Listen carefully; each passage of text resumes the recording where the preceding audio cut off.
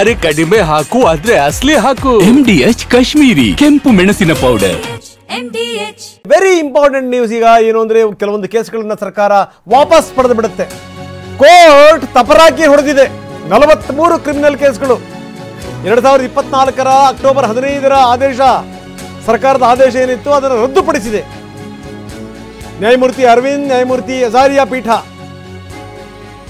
Girish Bharadwaj ಅನ್ನುವಂಥವರು PIL ಹಾಕಿದ್ರು. Hubballi ಗಲಭೆಕೋರರ case ವಾಪಸ್ಗೆ ಸರ್ಕಾರ ಮುಂದಾಗಿತ್ತು. ರಾಜ್ಯ ಸರ್ಕಾರದ ಈ ಆದೇಶವನ್ನು ಹೈಕೋರ್ಟ್ ರದ್ದು ಮಾಡಿದೆ. ಈ ಮುಖಾಂತರ ತಪರಾಕಿ ಕೊಟ್ಟಿದೆ. ಒಂದು ಕೇಸ್ ಆಗಬೇಕು ಅಂತಂದ್ರೆ ಪೊಲೀಸರು ಎಷ್ಟು ಎಫರ್ಟ್ ಹಾಕಿರ್ತಾರೆ ಯೋಚನೆ ಮಾಡಿ. ನ್ಯಾಯಮೂರ್ತಿ ಅಂಜಾರಿಯಾ ಮತ್ತೆ KV ಅರವಿಂದ್ ಅವರ ಪೀಠ ರಾಜ್ಯ ಸರ್ಕಾರದ ಆದೇಶವನ್ನು ಹೈಕೋರ್ಟ್ ರದ್ದುಪಡಿಸಿದೆ. ಕ್ರಿಮಿನಲ್ ಕೇಸ್ಗಳನ್ನು ಹಿಂಪಡೆಯಂಗಿಲ್ಲ.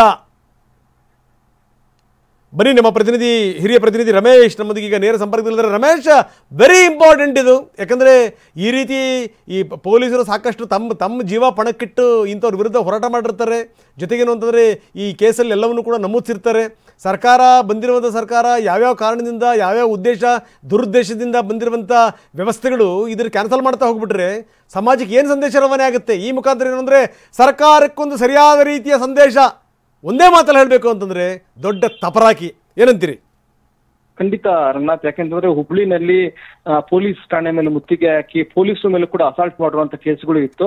ಆ ಕೇಸ್ಗೆ ಸಂಬಂಧಪಟ್ಟಂತೆ ಸಾಕಷ್ಟು ರಾಜಕೀಯ ಒತ್ತಡ ಇತ್ತು, ಮತ್ತೆ ಏನು ಧರ್ಮಾಧಾರಿತ ಒತ್ತಡವೂ ಇತ್ತು ಅಂತ ಹೇಳ್ಬೋದು. ಯಾಕಂದ್ರೆ ಅಲ್ಲಿ ಏನು ರೇಟ್ ಮಾಡಿದವರೆಲ್ಲ ಅಂದ್ರೆ ಅಲ್ಲಿ ರಾಜಕೀಯ ಪಕ್ಷದ ನಾಯಕರು ಒತ್ತಡ ಹೇರಿದ್ರು. ಹೀಗಾಗಿ ಸರ್ಕಾರ ಹುಬ್ಳಿ ಗಲಭೆಕೋರರ ಕೇಸ್ ಸೇರಿದಂತೆ ಒಟ್ಟು 43 ಕೇಸ್ಗಳನ್ನ ವಿಡ್ರಾ ಮಾಡಿತ್ತು ಅಕ್ಟೋಬರ್ 15ನೇ ತಾರೀಕು.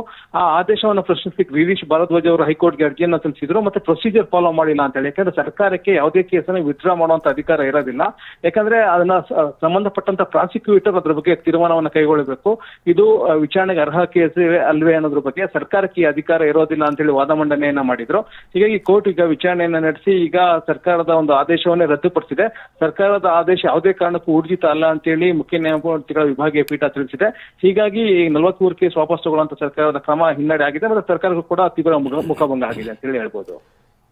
ಎಸ್ ರಮೇಶ್, ಇದ್ರ ಜೊತೆಗೆ ಇದೊಂದು ಎಚ್ಚರಿಕೆಯ ಗಂಟೆ ಇದು. ಯಾಕಂದರೆ ಇವ್ರು ಬೇಕಾದವ್ರದ್ದೆಲ್ಲ ಈ ಕೇಸ್ಗಳನ್ನ ವಾಪಸ್ ತಗೊಳ್ತಾ ಹೋಗ್ಬಿಟ್ರೆ ಮುಂದಿನ ಕತೆ ಹೆಂಗಾಗುತ್ತೆ? ಈಗ ಮತ್ತೆ ಯಾವ್ಯಾವ ಪಟ್ಟಿ ಇತ್ತಲ್ಲ ಪಟ್ಟಿನೂ ಕೂಡ ಹಂಗೆ ಇಡ್ಕೋಬೇಕು ಸರ್ಕಾರ. ಇನ್ನು ಯಾವುದು ಕೂಡ ಅಂತ ಒಂದು ದುಸ್ಸಾಹಸಗಳಿಗೆ ಕೈ ಹಾಕಬಾರ್ದು ಅನ್ನುವಂಥ ನೇರ ಎಚ್ಚರಿಕೆ ಇದು ರಮೇಶ್. ಖಂಡಿತ ರಂಗನಾಥ್, ಈ ಹಿಂದೆನೂ ಕೂಡ ಹೈಕೋರ್ಟ್ ಮತ್ತು ಸುಪ್ರೀಂ ಕೋರ್ಟ್ಗಳ ತೀರ್ಪುಗಳಿದೆ. ಸರ್ಕಾರ ಈ ರೀತಿ ಅಂದ್ರೆ ತಮ್ಗೆ ಇಷ್ಟ ಬಂದವರ ಕೇಸ್ಗಳನ್ನ ಈ ರೀತಿ ಕಾನೂನು ಬಾಹಿರವಾಗಿ ಹಿಂಪಡೆಯುವಂಥದ್ದು ಸರಿ ಇಲ್ಲ. ಯಾಕಂದ್ರೆ ಅದಕ್ಕೆ ಆದಂತ ಒಂದು ರೀತಿಯ ನೀತಿ ನಿಯಮಗಳಿದೆ. ಮತ್ತೆ CRPC ನಲ್ಲಿ ಬಹಳ ಸ್ಪಷ್ಟವಾದಂತ ನಿಯಮಗಳಿವೆ.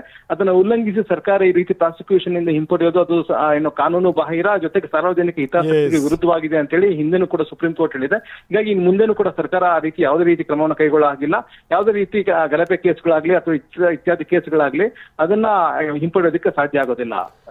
ಎಸ್ ರಮೇಶ್, ಈ ಕರವೇ ಹೋರಾಟಗಾರರು ಅಷ್ಟೊಂದು ಹೋರಾಟ ಮಾಡಿದ್ದಾರೆ. ಅವರ ಮೇಲಿನ ಕೇಸ್ಗಳನ್ನು ವಾಪಸ್ ಪಡೆಯೋಕ್ಕೆ ಯೋಗ್ಯತೆ ಇಲ್ಲ ಸರ್ಕಾರಕ್ಕೆ. ಈ ರೀತಿ ಕ್ರಿಮಿನಲ್ಗಳ ಮೇಲೆ ಇರುವಂಥ ಕೇಸ್ಗಳನ್ನು ವಾಪಸ್ ಪಡೆಯೋದು ಕೋರ್ಟ್ ಸರಿಯಾಗಿ ತಪರಾಕಿ ಕೊಟ್ಟಿದೆ. ಈ ರೀತಿ ಇಂಥವನ್ನೆಲ್ಲ ಮಾಡಿದ್ರೆ ಸಹಿಸ್ಕೊಳ್ಳಲ್ಲ ಅಂತ ಬುದ್ಧಿ ಬರಲಿ ಸರ್ಕಾರಕ್ಕೆ. ಎಚ್ಚರಿಕೆಯ ಸಂದೇಶ ಇದು ಸರ್ಕಾರಕ್ಕೆ. MDH ನ ಕಿಚನ್ ಅಲ್ಲಿದ್ರೆ ನಾವು ಎಲ್ಲವನ್ನು ಮಾಡಬಹುದು. ಬೆಂಗನ್ಕ ಬರ್ತಾ, ಆಲೂ ಗೋಬಿ, ಭಿಂಡಿ ಮಸಾಲಾ, ಇನ್ನೂ ಬಹಳಷ್ಟು. MDH